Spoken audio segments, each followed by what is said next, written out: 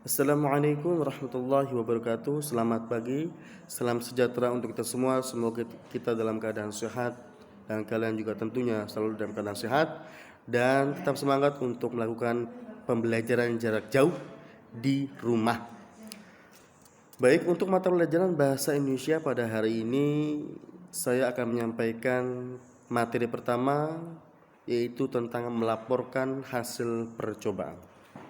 Kalau kita berbicara mengenai melaporkan hasil percobaan, maka bentuk percobaan itu telah kita dapatkan.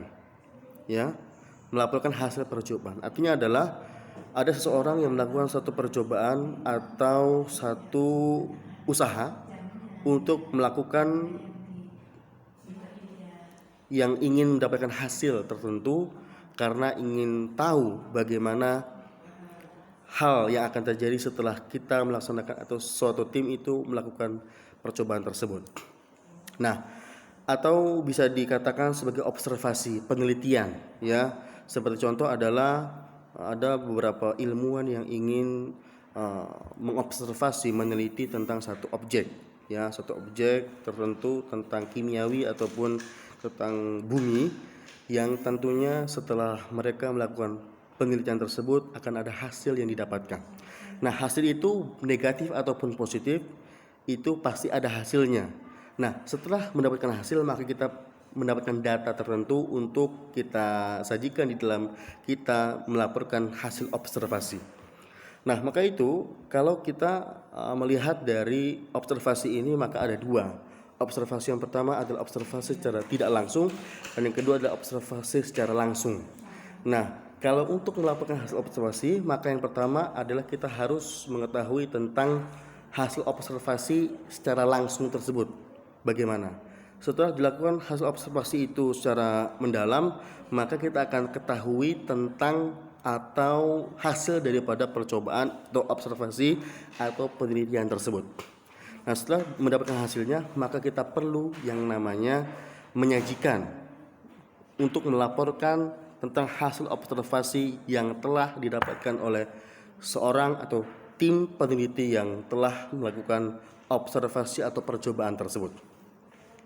Nah, sekarang ya, kalau kita ketahui tentang percobaan, maka ini adalah suatu penelitian yang belum ada sebelumnya. Maka ini disebut dengan percobaan. Percobaan ini bisa gagal atau bisa juga berhasil gitu ya. Nah, sekarang kita ketahui dulu, kita pahami dulu tentang arti dari laporan. Apa itu laporan?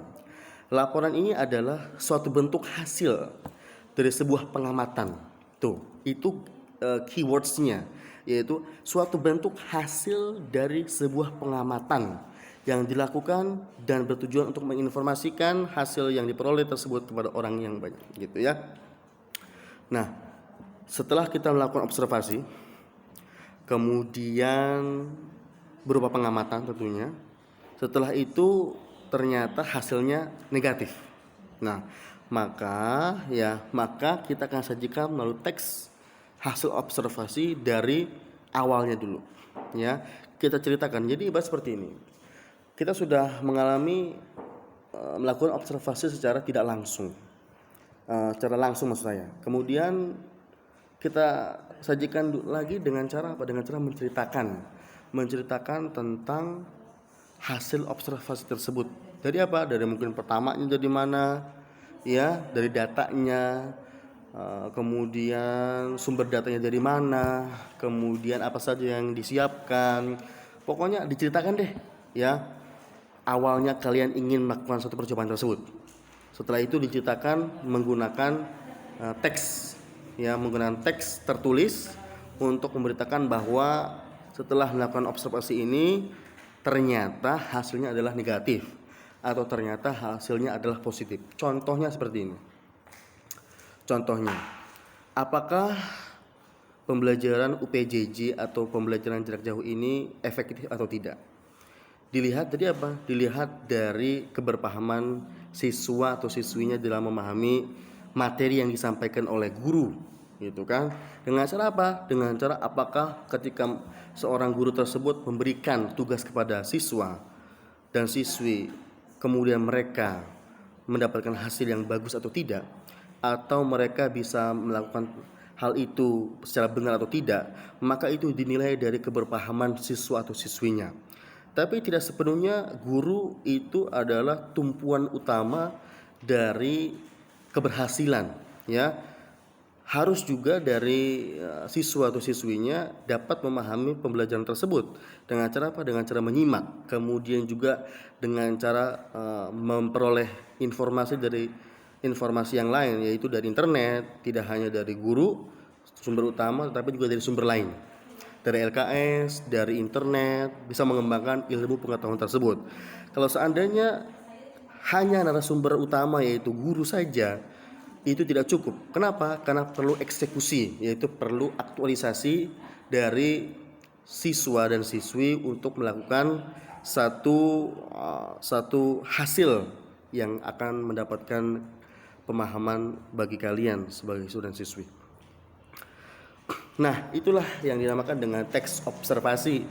Jadi kalian bisa memberikan satu contoh, yaitu berupa apapun hasil observasinya, ya. Kalian bisa cari di internet, ya, berupa grafik atau juga berupa statistik atau berupa tabel data, ya, tentang apa masalah yang akan kalian sajikan pada saat itu, ya. Terserah kalian ingin menyampaikan atau ingin memperoleh data seperti apa. Setelah kalian memperoleh data dari Google, kalian silahkan membuat teks hasil observasi, yaitu membuat teks, membuat cerita tentang hasil observasi yang telah kalian dapatkan. Baik, itu saja yang dapat kami sampaikan. Ini adalah bagian utama dulu dari pembelajaran kita, yaitu melaporkan hasil observasi atau percobaan. Ini adalah bagian utama, berarti masih dasar, ya, belum pertengahan atau belum akhir. Maka silahkan kalian lihat dan kalian simak secara benar. Apabila ada pertanyaan silahkan tanyakan, atau mungkin kalian bisa putar ulang video saya, atau bisa memperoleh dari sumber yang lain, baik dari sumber internet atau Google atau juga dari LKS, silahkan, ya. Dan apabila ketika kalian mencari jawaban ternyata tidak ada jawabannya dari Google ataupun dari buku LKS atau sumber lain, kalian bisa langsung tanyakan kepada saya sebagai guru bidang studi. Terima kasih atas waktu yang telah diluangkan. Silakan mencoba dan silakan kalian mengerjakan tugas tersebut atas perhatian, dan saya ucapkan terima kasih. Wassalamualaikum warahmatullahi wabarakatuh. Selamat pagi.